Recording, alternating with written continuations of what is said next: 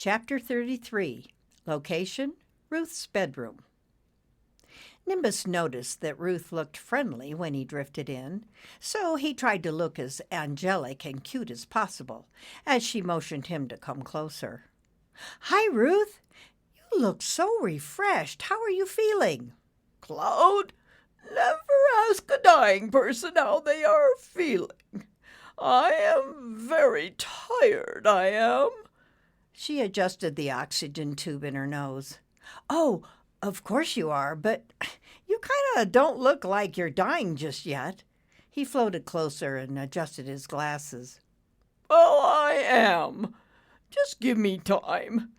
She crossed her arms over her chest and added, "So, what great words of wisdom do you have to impart, seeing that you are a close personal friend of the Archangel and Jesus, no doubt?" "Well, I haven't had the pleasure to travel to that realm to meet the trio, and am sure I never will. You see, you have to be a seraphim, which is way up on the angelic hierarchy, but Archangel Michael sends his best." "Is that right?" Ruth said and threw a stack of magazines on the floor. "So, what's with the sourpuss attitude?" Nimbus asked. "Did Megan serve you grapefruit without sugar for breakfast this morning?" Ruth bellowed and coughed. Then she smiled, shaking a bony finger at Nimbus.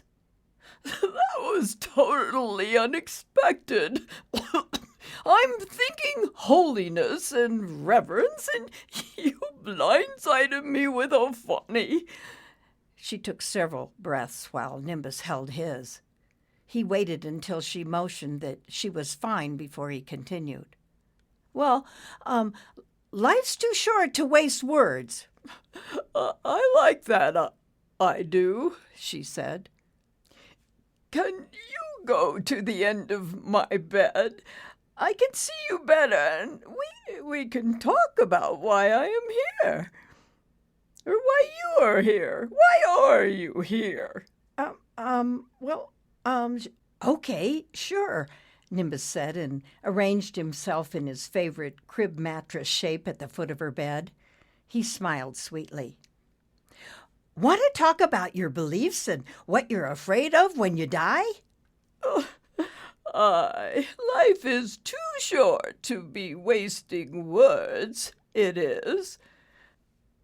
Ruth took some short breaths as the oxygen machine next to her bed pumped away with its hissing sound.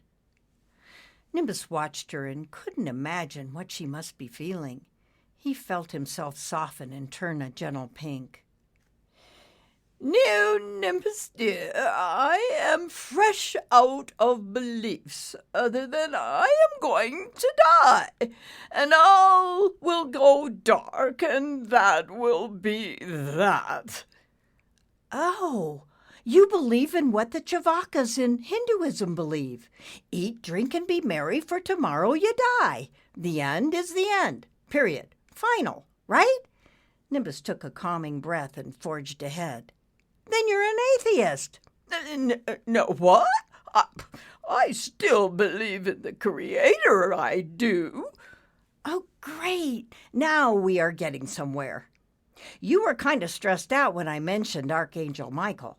He really is the coolest angel you could ever meet. He always guides me, and if I pass this assignment, I will be an official Angel's Angel Level 1 and get to see other infinite possibilities like time travel, meeting other archangels, even "Stop!" Ruth raised her hand and Nimbus froze. She coughed a few times, then looked at Nimbus. Then there really is a beautiful place when I die?"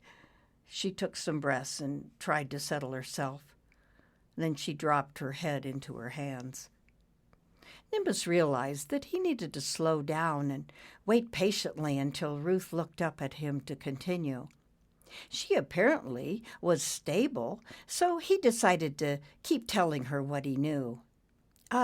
Yes, well, nobody really knows for sure," he continued.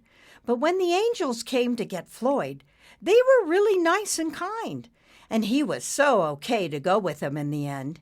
He must have been feeling something great. Floyd, the old trucker that screwed up his son, right? And the angel still took him? Yes, but he didn't really screw him up. It was Ricky who screwed himself up. Floyd saw his own flaws in the end and took responsibility, and everything turned out all right. You see, only you are the one that judges yourself. Go on, she said, laying her head back on the pillow and closing her eyes.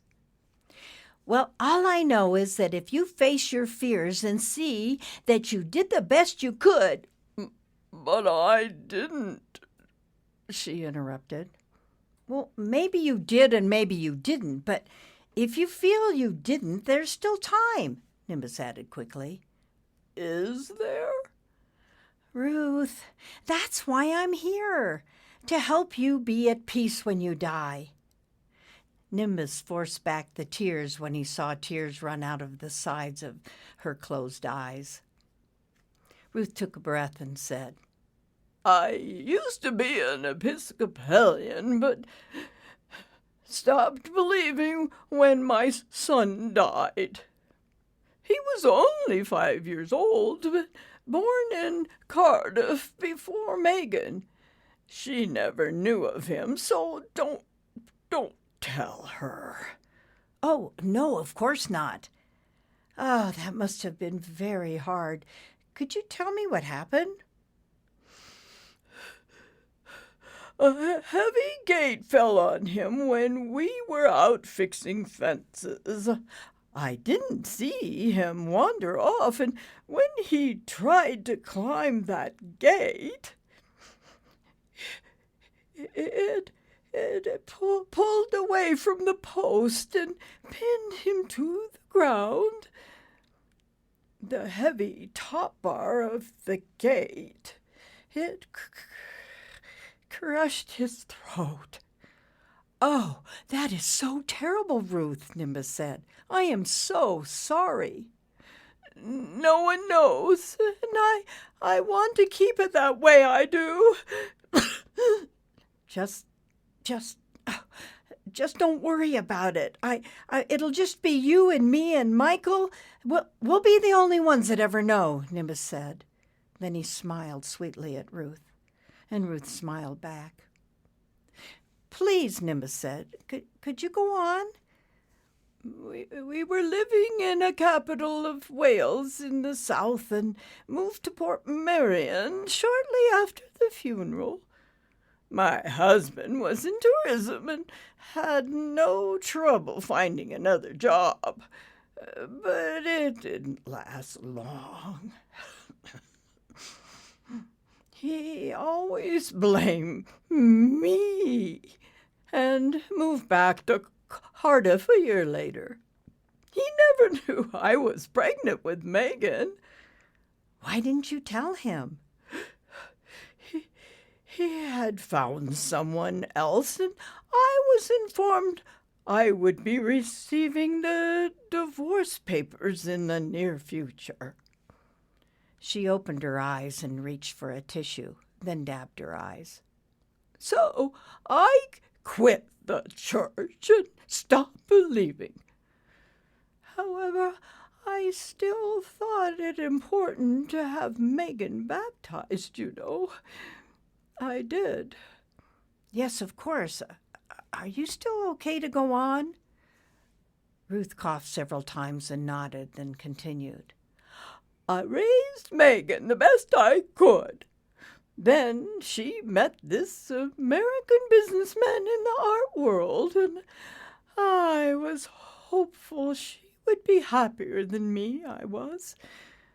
But I know she's already told you the rest of the story. Did she? Yes, and that story includes how much she loves you and how she wishes she could help you or at least talk to you without so much anger. I don't want to be a bother, Ruth said. She came here without asking, and she is going to ruin her life with all her fussing. I am going to die. I can't stand to watch her. Watch me die. She cried for a moment, then added, We both are suffering so I just get mad. like a mother bear biting her young to get them to leave? Oh, that's not the half of it. I want to say goodbye to all my special memories, but it will hurt us both too much, it will. Ruth wheezed and coughed and blew her nose. I'm sorry, Nimbus. Can you get Megan to bring me my medicine? I am feeling I need to rest. Oh, of course, Ruth. Nimbus rolled into a ball and sailed for the door. Thank you, Nimbus. Mum's the word. You promised. Trust is my middle name, Nimbus said tearfully and departed looking for Megan. As Nimbus lingered in the kitchen with Megan, he told her about Ruth's faith and that he thought it would be a good idea for the priest of the Episcopal Church to pay Ruth a call. Maybe he could help her feel more at peace with her passing. I know she used to be an Episcopalian. Apparently, I was baptized at that church. Yes, Nimbus said. Megan picked up the wall telephone in the kitchen. I think you have a fantastic idea, Nimbus, Megan said. I'll call and see if he can meet with me tomorrow morning. Great. Nimbus puffed up a little and headed out to get some air. I'll ring the Levines, too, she called after him. The next day, Megan returned after lunch with Father Prickett. She introduced him to the Levines as Nimbus hovered unnoticed at the ceiling. I'm going to make us all some tea, Megan said as she headed for the kitchen. She looked back at Nimbus and jerked her head to follow. You need to break the news to Mom, she whispered, closing the kitchen door. Is it time? No, not that news. It's not her last rites. Just a get-together to discuss what she wants, Megan said, getting cups out of the cupboard. Will Ruth and Father Prickett be alone? Of course, but you can hover high at the ceiling, can't you? Yes, I suppose I can. Nimbus didn't see anything wrong with that. Ruth might welcome his presence. He stayed high at the ceiling, drifting past the guests down the hall and into Ruth's room without anyone noticing. They all were still chatting when Megan brought in the tea. Hi, Ruth, Nimbus said, floating in. Have the Levines left yet? Oh, they so wore me out, Ruth said softly. She laid her head back on the pillow. They're still here. They are talking to this amazing man on the differences in their religions. He's a Christian priest, and they're Jewish, and it's so fun to hover above and hear what they're having to say. They both laughed, and Ruth closed her eyes. Would it be okay for a short visit from this man? He's from the Episcopal Church down the road, and he's looking quite friendly. I only told Megan about you because you told me that you were an Episcopalian. I had to tell her something when she asked if you felt better about passing on. Was that a bad thing? She already knew that I was an Episcopalian. I told her that she was baptized in that church. Megan told me that she went to visit the old church and met the new guy, Father Prickett, Nimbus said. Father Prickett? That's funny. Pricketts are candlestick holders on an altar. They are. Seriously? Oh, that is funny. Send him in, Ruth said with a sigh. I'm fading fast, and no, I don't mean dying. Can I stay up high and thin? That might be one idea in case I start throwing things. Ruth chuckled and then closed her eyes again. Megan was at the door and Nimbus gave a go-ahead with a nod, then thinned out and floated over to the far corner near the window. Soon Father Prickett was at Ruth's side with a warm smile. He took her hand. "Hello, Ruth," he said calmly. "So, Father, here to save my soul, are we?"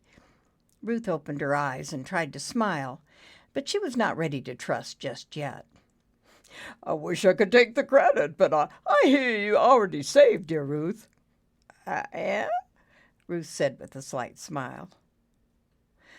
"I heard it whispered to me on my way to your house. I did." "Oh, and that's good, is it?"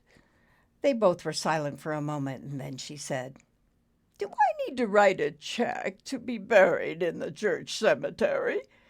They both chuckled. "I believe you were once a member. The old church records show that your daughter was baptized at our church." Then he smiled and patted her hand. "So you don't have to buy your way in, although a contribution would be very nice."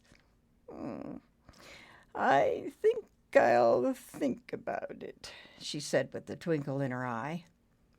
Nimbus listened as they talked about the old priest and his problems and her reasons for leaving. He was hoping she would spill the beans and talk about her secret, but those beans were already on the way out of the bag with Father's bold question. "Did you forget your son was moved to our church before your husband left?" "What?" Ruth jerked up and pulled the oxygen tube out of her nose.